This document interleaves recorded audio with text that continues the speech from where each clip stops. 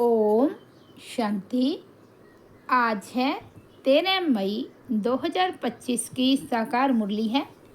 बाबा बोले, मीठे बच्चे, अनेक देहधारियों से प्रीत निकाल, एक विदेही बाप को याद करो तो तुम्हारे सब अंग शीतल हो जाएंगे। आज का प्रश्न है, जो दैवी कुल की आत्माएं हैं उनकी निशानी क्या होगी? उत्तर है, दैवी कुल वाली आत्माओं को इस पुरानी दुनिया से सहज ही वैराग्य होगा। उनकी बुद्धि बेहद में होगी। शिवालय में चलने के लिए वह पावन फूल बनने का पुरुषार्थ करेंगे। कोई आसुरी चलन नहीं चलेंगे। अपना पोता मेल रखेंगे कि कोई आसुरी कर्म तो नहीं हुआ। बाप को सच सुनाएंगे, कुछ भी छिपाएंगे नहीं। गीत बजा है, न वे हमसे जुदा होंगे। ओम शांति। अभी यह है बेहद की बातें, हद की बातें सब निकल जाती। दुनिया में तो अनेकों को याद किया जाता है, अनेक देहधारियों साथ प्रीत है। विदेही एक ही है जिसको परमपिता परमात्मा शिव कहा जाता है। तुम्हें अब उनके साथ ही बुद्धि का योग जोड़ना है। कोई देहधारी को याद नहीं करना है। ब्राह्मण आदि खिलाना, ये सब हुई कलयुग की रस्म रिवाज। वहाँ की रस्म रिवाज और यहाँ की रस्म रिवाज बिल्कुल अलग है। यहाँ कोई भी देहधारी को याद नहीं करना है। जब तक वह अवस्था आए तब तक पुरुषार्थ चलता रहता है। बाप कहते हैं, जितना हो सके पुरानी दुनिया के जो होकर गए हैं या जो हैं उन सबको भूल जाना है। सारा दिन बुद्धि में यही चले, किसको क्या समझाना है। सबको बताना है कि आकर वर्ल्ड के पास्ट प्रेजेंट फ्यूचर को समझो, जिसको कोई भी नहीं जानते। पास्ट अर्थात कब से शुरू हुई, प्रेजेंट अब क्या है।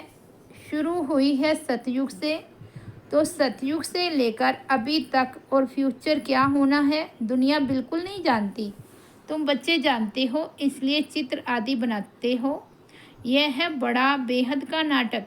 वे झूठे हद के नाटक तो बहुत बनाते हैं। स्टोरी बनाने वाले अलग होते हैं और नाटक की सीन सीनरी बनाने वाले दूसरे होते हैं। ये सारा राज अभी तुम्हारी बुद्धि में है। अभी जो कुछ देखते हो वह नहीं रहेगा, विनाश हो जाएगा। तो तुमको सतयुगी नई दुनिया की सीन सीनरी भी बहुत अच्छी दिखलानी पड़े। जैसे अजमेर में सोनी द्वारका है, तो उसमें से भी सीन सीनरी लेकर नई दुनिया अलग बनाकर फिर दिखाओ। इस पुरानी दुनिया को आग लगनी है, इनका भी नक्शा तो है ना। और ये नई दुनिया इमर्ज हो रही है, ऐसे ऐसे ख्याल कर अच्छी रीति बनाना चाहिए। यह तो तुम समझते हो। इस समय मनुष्यों की बिल्कुल है जैसे पत्थर बुद्धि। कितना तुम समझाते हो फिर भी बुद्धि में बैठता नहीं। जैसे नाटक वाले सुंदर सीन सीनरी बनाते हैं, ऐसे कोई से मदद ले। स्वर्ग की सीन सीनरी बहुत अच्छी बनानी चाहिए। वो लोग आइडिया अच्छी देंगे, युक्ति बताएंगे, उनको समझाकर फिर ऐसा अच्छा बनाना चाहिए जो मनुष्य आकर समझें। बराबर सतयुग में तो एक ही धर्म था। तुम बच्चों में भी नंबरवार हैं जिनको धारणा होती है।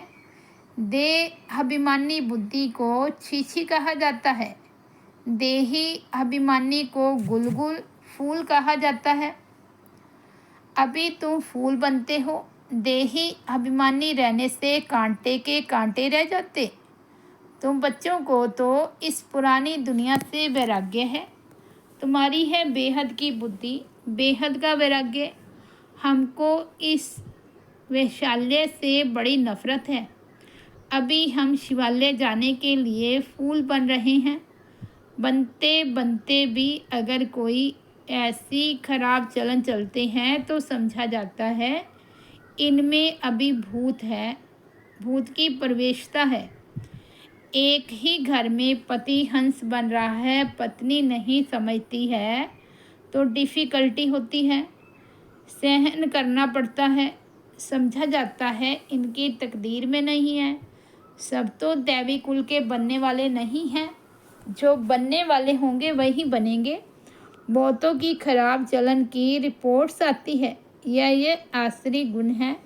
इसलिए बाबा रोज़ समझाते हैं, अपना पोता मेल रात को देखो कि आज कोई भी आसरी काम तो हमने नहीं किया।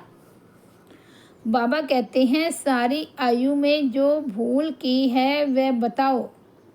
कोई बड़ी भूल करते हैं तो फिर सर्जन को बताने में लज्जा आती है, क्योंकि इज्जत जाती है, इज्जत जाएगी ना। न बताने से फिर नुकसान हो जाए। माया ऐसे थप्पड़ मारती जो एकदम सत्यानाश कर देती है। माया बड़ी ज़बरदस्त है। 5 विकारों पर जीत पा नहीं सकते तो बाप भी क्या करेंगे।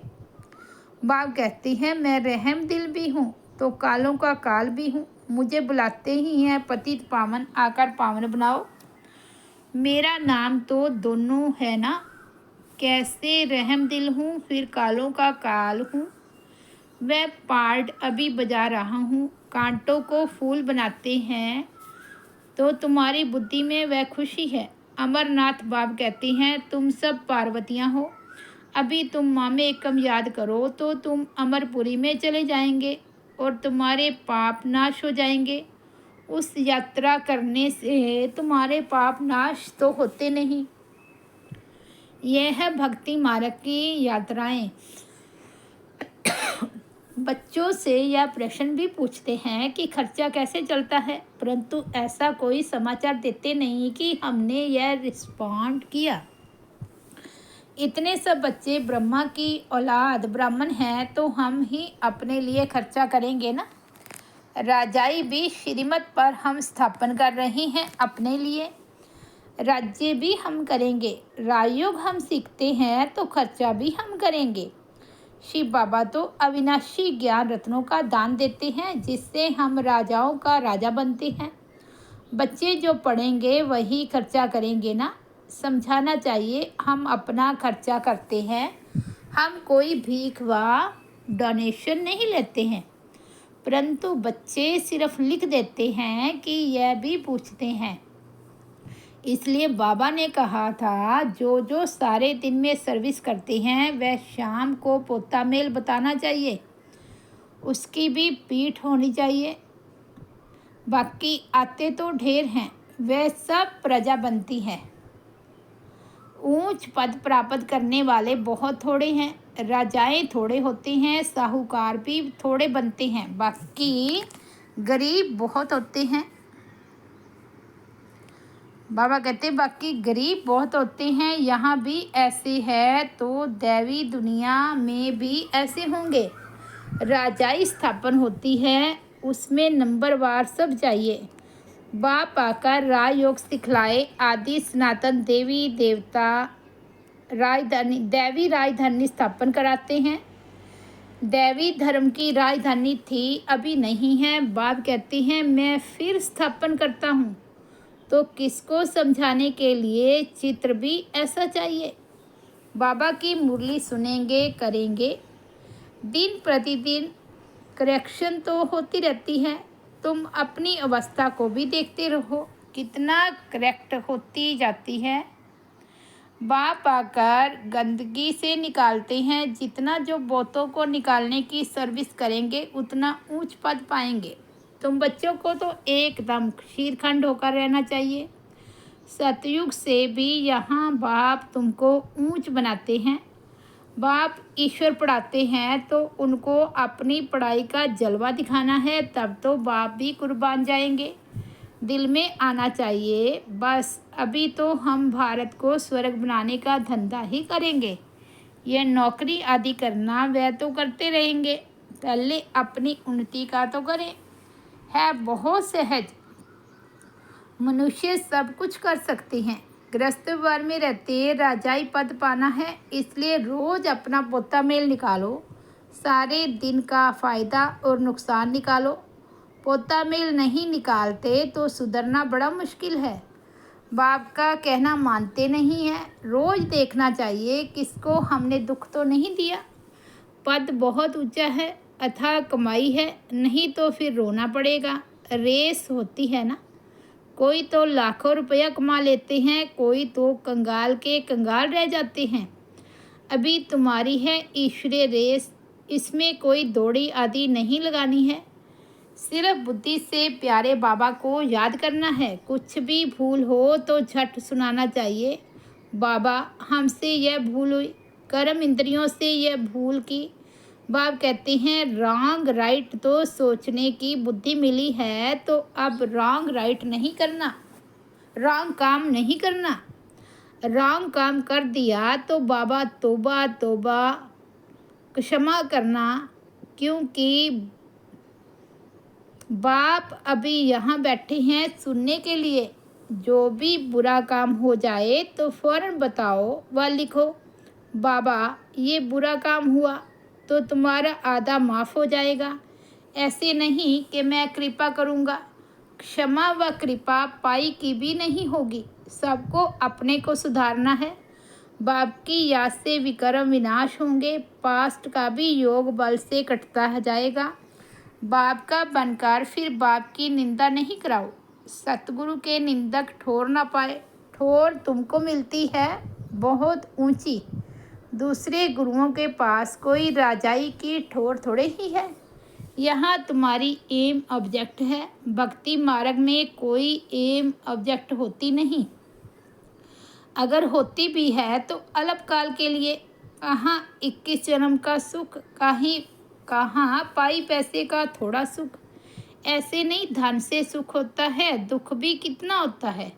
अच्छा समझो कोई ने हॉस्पिटल बनाई तो दूसरे जन्म में रोग कम होगा। ऐसे तो नहीं, पढ़ाई जास्ती मिलेगी, धन भी जास्ती मिलेगा। उसके लिए तो फिर सब कुछ करो। कोई धर्मशाला बनाते हैं तो दूसरे जन्म में महल मिलेगा। ऐसे नहीं कि तंदुरुस्त रहेंगे, नहीं तो बाप कितनी बातें समझाते हैं। कोई तो अच्छी रीति समझकर समझाते, कोई तो समझते ही नहीं हैं। तो रोज़ पोता मेल निकालो। आज क्या पाप किया, इस बात में फेल हुआ। बाप राय देंगे तो ऐसा काम नहीं करना चाहिए। तुम जानते हो हम तो अब स्वर्ग में जाते हैं। बच्चों को खुशी का पारा नहीं चढ़ता है। बाबा को कितनी खुशी है, मैं बूढ़ा हूँ, यह शरीर छोड़कर हम प्रिंस बनने वाला हूँ। तुम भी पढ़ते हो तो खुशी का पारा चढ़ना चाहिए, परंतु बाप को याद ही नहीं करते हैं। बाप कितना सहज समझाते हैं। वह अंग्रेजी आदि पढ़ने में माथा कितना खराब होता है, बहुत डिफ़िकल्टी होती है। यह तो बहुत सहज है। इस रूहानी पढ़ाई से तुम शीतल बन जाते हो। इससे तो सिर्फ बाप को याद करते रहो तो एकदम शीतल अंग हो जाएंगे। शरीर तो तुमको है ना, शिव बाबा को तो शरीर नहीं है, अंग है श्री कृष्ण को। उनके अंग तो शीतल है ही, इसलिए उनका नाम रख दिया है। अब उनका संग कैसे हो, वह तो होता ही है सतयुग में। उसके भी ऐसे शीतल अंग किसने बनाए, यह तुम अभी समझते हो।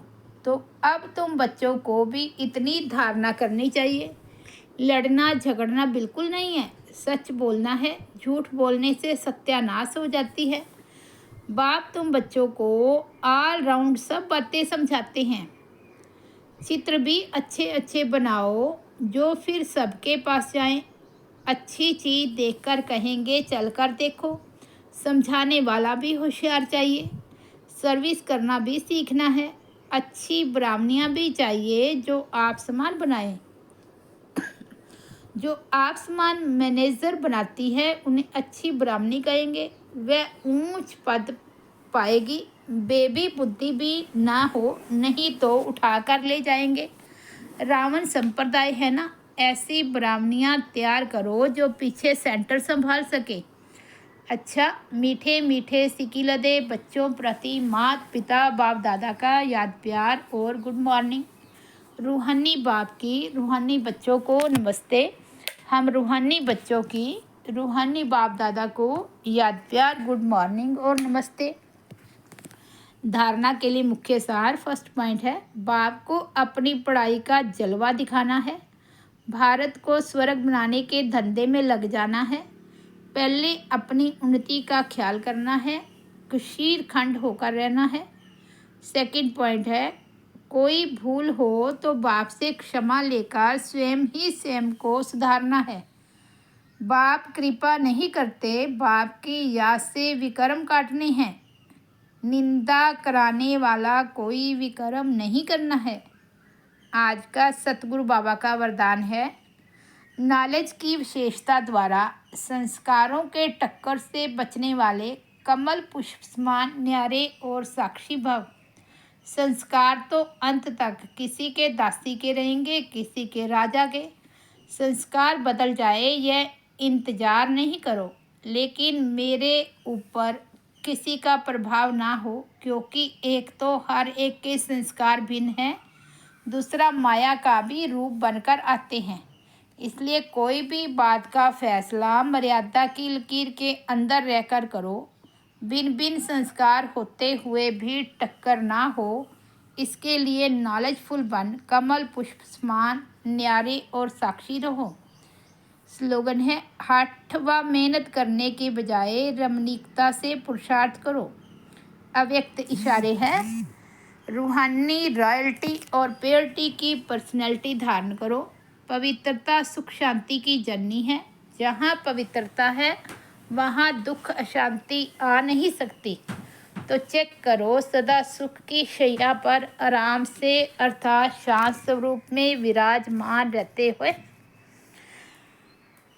अंदर क्यों क्या और कैसे की उलझन होती है, या इस उलझन से परे सुख स्वरूप स्थिति रहती है। ओम शांति। तो ये थे 13 मई 2025 के बाबा के साकार महावाक्य। मुरली की हेडलाइन है, मीठे बच्चे अनेक देहधारियों से प्रीत निकाल, एक विदेही बाप को याद करो तो तुम्हारे सब अंग शीतल हो जाएंगे। ओम शांति।